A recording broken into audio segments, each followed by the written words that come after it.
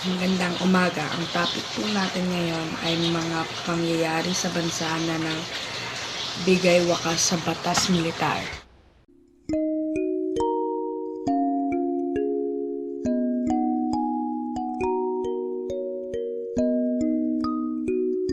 Umiral ang batas militar sa bansa ng mahigit 8 taon.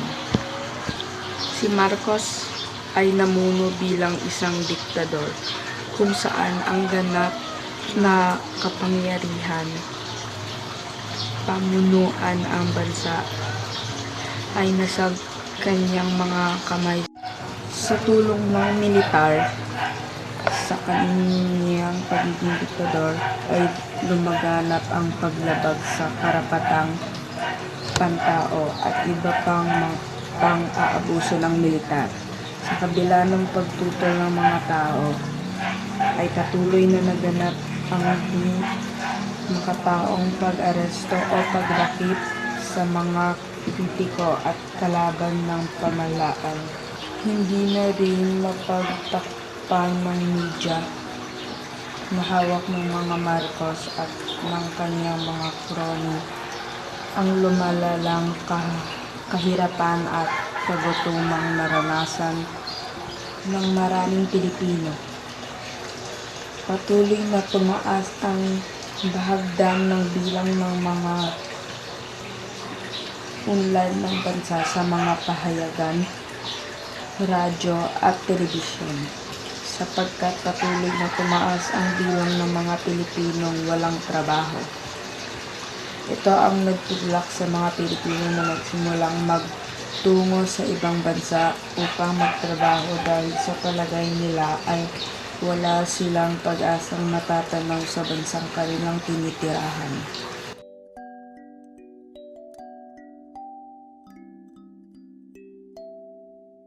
Magandang umaga. Ang topic natin ngayon ay mga karanasan ng mga piling taumbayan sa panahon ng batas militar. Marami ang hindi sumang-ayon kay Marcos nang gamitin niya ang kanyang kapangyarihan sa pagdeklara niya ng batas militar. Isa na rin dito si Senador Aquino Jr. Hindi niya tinanggap ang batas militar sapagkat naniniwala siya ito ay ginawa ni Marcos upang mapahaba o mapatagal pa ang kanyang panunungkulan bilang pinakamataas na pinuno ng bansa. Nais lang daw niyang mapanatili pa rin sa tungkulin pagkalipas ng 1973. Isa sa mga pangyayaring hindi lubos na maunawaan at matanggap ng mga Pilipino ay ang ginawa ni Marcos na paghuli at pagdakip sa mga politikong kalaban niya sa politika at mga komentarista sa radyo at telebisyon na tumuliksa sa kanya. Ilan sa kanila ay sina Senador Benigno Aquino Jr., Jose Docno, ang mga mambabatas na sina Roque Ablan, Rafael Aquino, David Puston at mga delegado ng CONCO na sina Nopelion Rama, Teofisto Guingona Jr., Alejandro Richau, Ramon Mitra at Jose Concepcion, gayon na din sina Joaquin Chino Roses, ang ilan sa mga taong nahuli at nakulong sa ilalim ng batas militar. Patnugot na The Manila Times, Teodoro M. Locsin Jr. Ang patugot ng Philippine Free Press at mga mamamahayag sa dyaryo na sina Maximo Sullivan at Amando Doronila. Gayon din, hindi naging normal ang naging buhay ng mga Pilipino sapagkat ipinasara ni Marcos ang lahat ng pahayagan, radyo at telebisyon. Pinangangasiwa din ng pamahalaan ang mga pagpapatakbo ng mga kakailanganin ng publiko katulad ng Philippine Long Distance Telephones, CO, Meralco or Manila Electric Company, at mga sasakyang panghimpapawid.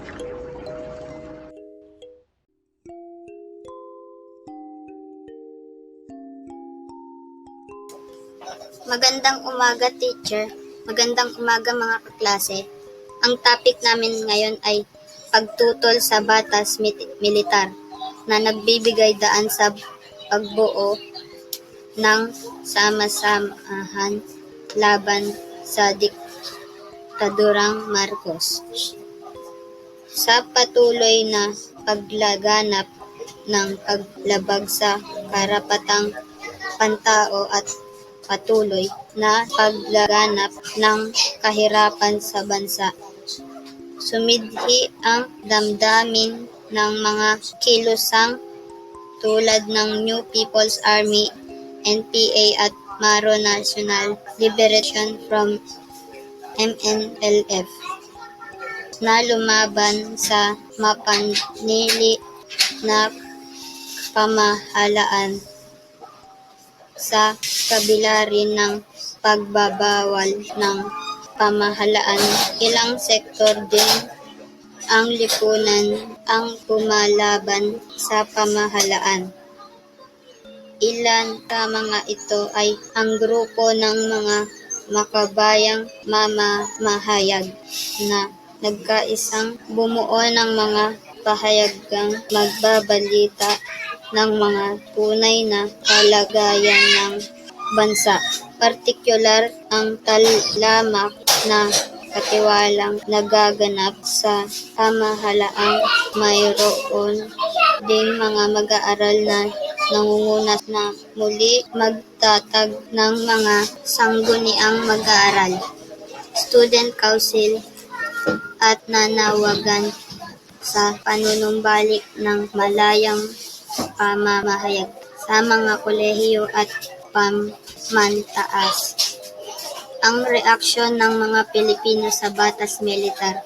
Sa pangkalahatan, magkakahalong damdamin ang namayani sa puso ng mga Pilipino sa panahon ng pangyayari ng batas militar. Sa pansimula ng paghahari nito, marami ang hindi sumang-ayon sapagkat ang pagtatakda nito ay nangangahulugan din ng pagkawala ng mga karapatang panlipunan ng mga mamayan. Karamihan sa mga Pilipino ay nanatiling tikom ang mga bibig dahil sa takot nila sa pamahalaan. Sila ay naging sunod-sunuran sa kung ano ang naisin ng mga taong namumuno sa lipunan. Sinasabing kalapunan ay natanggap na rin ng mga Pilipino ang ganitong sistema ng pamamahala, lalo pat nagkaroon ng mabilis na pagsulong ang ekonomiya noong unang 3 taon ng pamamayani ng batas militar. Tumaas ang antas ng pamumuhay ng mga tao hindi lamang sa mga purok urban, kundi maging sa mga rural na lugar.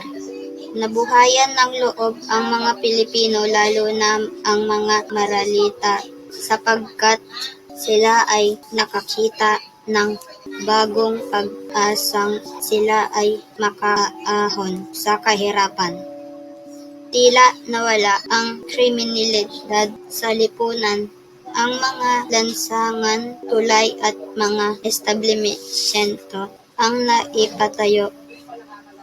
Maraming nagsasabing ang bansa ay nakaranas ng isang milagrong pagsulong ng ekonomiya, ng pamamalakad na ipinatupad ni Marcos sa bansa. Ang susunod po natin na topic ay mga ibinunga ng batas militar. Marahil kung ang pagbabasehan lamang natin ay ang mga ipinalabas na proklamasyon, dekreto, alintuntunin, mga proyekto at palatuntunan ni Pangulong Marcos noong panahon ng batas militar. Sasabihin nating napakahusay at napakaganda ng ginawang pamamahala ni Marcos sa bansa. Maaaring tayong lahat ay nagsasabing tama lamang ang ginawang desisyon ni Marcos na ilagay sa ilalim ng batas militar ang Pilipinas. Ngunit kung susuriin natin ang tunay na mga pangyayari batay sa mga isinulat at testimonya ng mga nakakasaksi, masasabi nating malaki ang pagkakaiba nito.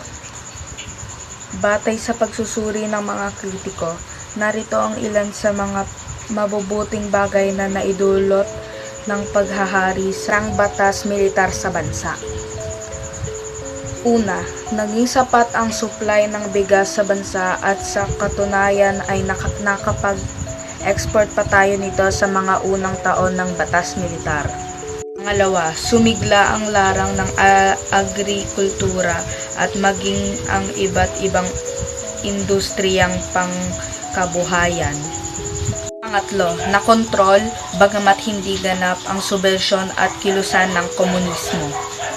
Apat, lumaganap sa buong bansa ang infrastructure project gaya ng mga superhighways, mga tulay at feeder roads sa mga bukirin. 5. Lumawak ang pakikipagkaibigan ng Pilipinas sa ibang mga bansa, anuman ang uri ng pamahalaan ito, komunista man o demokratiko.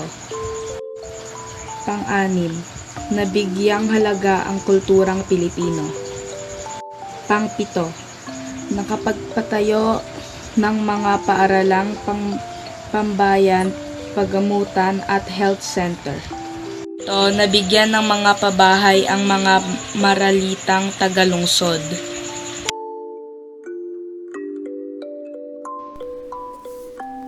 Sa kabilang dako, kung may mabubuting nagawa ang batas militar, ay may mga negatibong bunga rin ang mga patakarang ipinatupad ni Marcos. Ilan sa mga ito ay ang sumusunod. 1. Paglaganap ng nepotismo sa bansa o ang pagluluklok ng mga taong kamag-anak o kaibigan ni Marcos na walang inatupag kung magpapayaman lamang. 2. Pagtaas ng antas ng katiwalian sa pamahalaan bunga ng pagkakamal ng nakakalaking halaga ng mga opisyales ng pamahalaang mula sa mga hinahawakan nila mga proyekto. 3. Pagsasara ng mga himpilan ng pahayagan, radyo at telebisyon at pagsupil sa mga pahayagan kaya hindi nalaman ng mga mamamayan ang nangyayaring katiwalaan. 4. Pagpapatigil sa operasyon ng mga kagamitang pampolitiko at mahalagang industriya tulad ng mga panghimpapawid ng mga daan, bakal, kumpanya ng telepono, Meralco at mga kumpanyang lokal ng kuryente.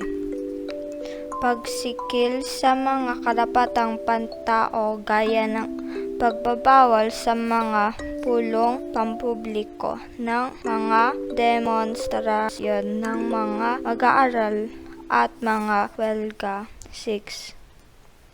Pagpapahirap at pagpatay sa mga pilakong politikal at sa sinumang mga paparatang kalaban ng pamahalaan. Unting naging mulat ang mga Pilipino sa katotohanan ng buktot na pamamahala ng pamilyang Marcos kasama ang kanyang mga kroni. Kaya nanalo man siya sa halaang noong Hunyo 16, 1986 ay nagdesisyon si Pangulong Marcos na ipahayag ang proklamasyong bilang 2045 noong Enero 17, 1981, kung saan ang batas militar na pinataw noong Setyembre 21, 1972 ay winakasan sa buong Pilipinas.